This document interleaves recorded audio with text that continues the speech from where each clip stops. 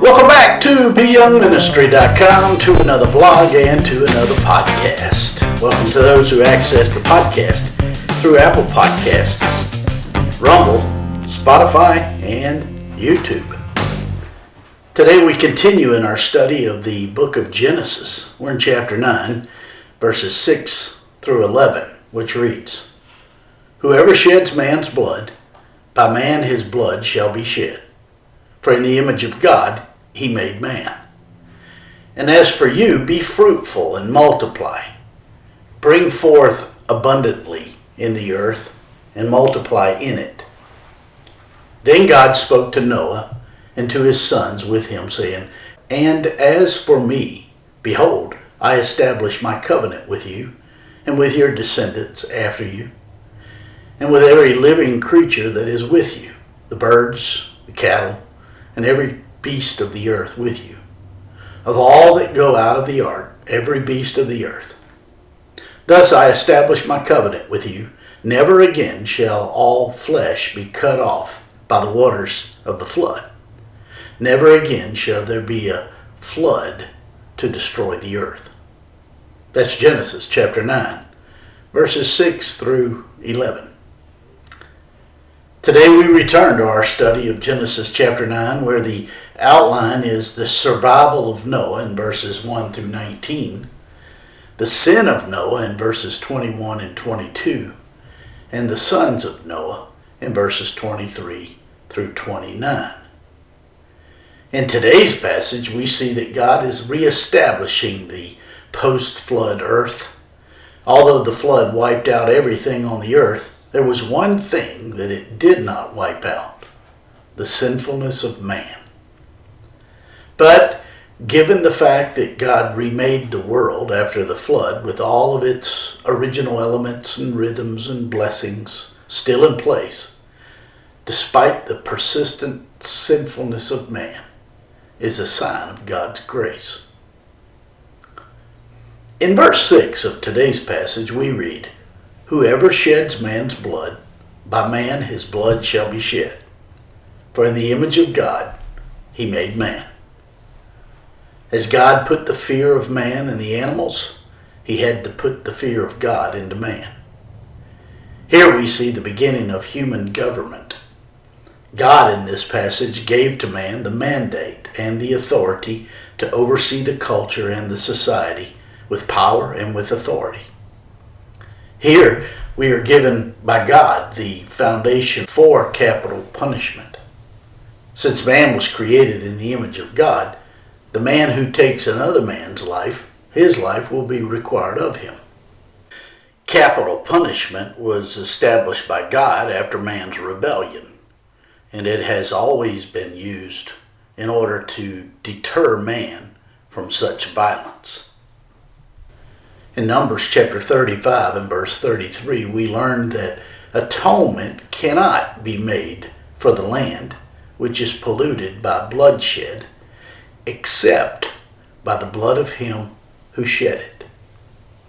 This also is applicable to the unborn.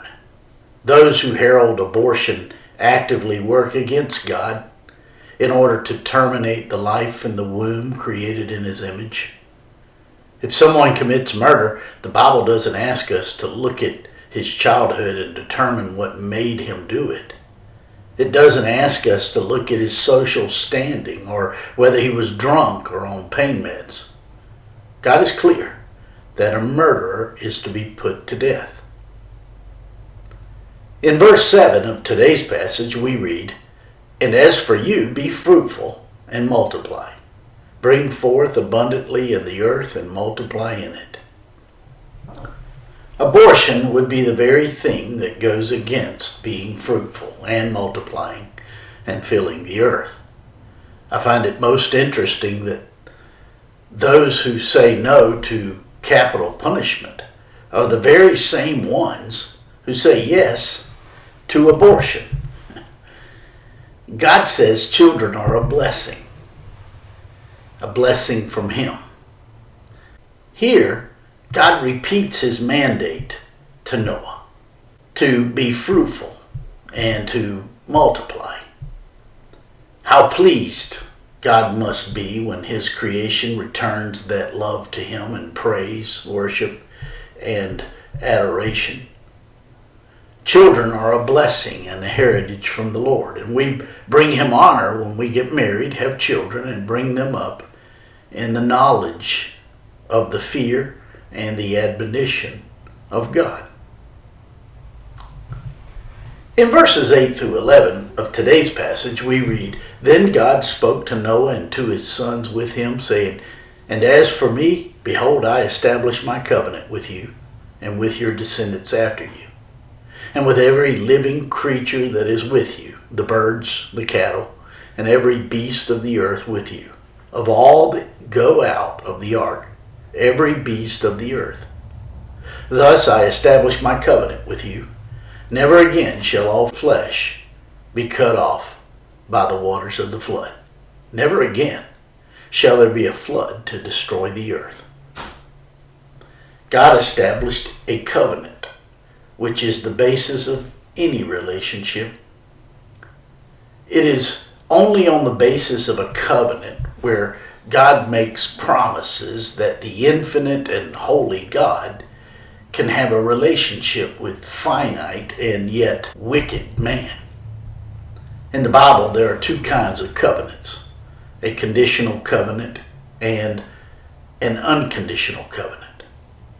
An unconditional covenant is where God makes a promise or gives a declaration saying, I am going to do this, period. He's going to do it whether we do anything or not. A conditional covenant is when God has his part and man has his part. God says, you keep these conditions, and if you keep them, then I will do this or that. To Adam and Eve, God gave the Edenic covenant. This covenant was a conditional covenant.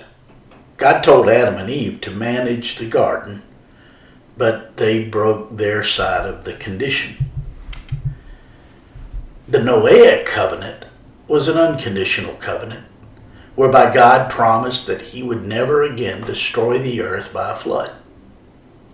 By promising to never flood the earth again, God was pledging that humans will be preserved on the earth until the end of history. Earthquakes, hurricanes, climate change, pandemics, wars, fires, or freezes won't destroy the earth. The earth will be preserved against all cataclysmic events until the end. This covenant doesn't guarantee universal salvation, but it does guarantee universal preservation until the end. God has kept this promise. There have been many local floods since that time, but never a universal one. Never again a universal destructive flood. The reason for this promise was to show man that God had changed his method of judgment. It is not that there will not come a judgment of humanity again. God is clear in 2 Peter chapter 3 that the next time the destruction will come by fire. And with that word through the Apostle Peter, God promised that his judgment will come. But the judgment of God upon sin has already been mitigated on the behalf of all who are willing enough to believe in the promises of God. The Lord Jesus, in John chapter 3, verses 16 through 18, told Nicodemus, quote, "For God so loved the world that he gave his only begotten Son, that whoever believes in him should not perish but have everlasting life. For God did not send his Son into the world to condemn the world, but that the world through him might be saved.